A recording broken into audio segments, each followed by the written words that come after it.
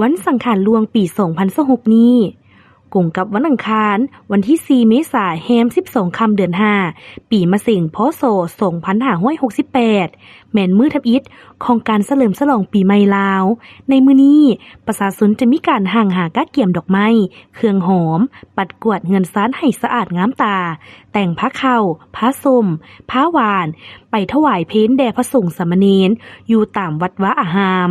หลังจากถวายเพลแล้วตอนบ่ายพระสงฆ์ได้อัญเชิญพระพุทธรูปลงจากแทนหรือบุษบกหรือห้านพระลงสู่หอทรงเพื่อให้พุทธศาสนิกชนได้ฮดส่งด้วยน้ำอบน้ำหอมที่ได้จัดเกี่ยมมาเพื่อเป็นสิริมงคลให้แก่ตนและครอบครัว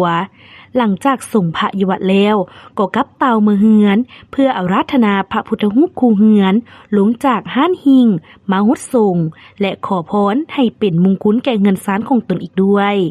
บางครอบครัวถือโอกาสเฮ็ดบุญเฮือนด้วยการสวดมนต์เลี้ยงเศร้าและเพลเพื่อเป็นสิริมงคลก็ได้บางครอบครัวก็ถือโอกาสสมมาพ่อแม่ปู่ย่าตายาย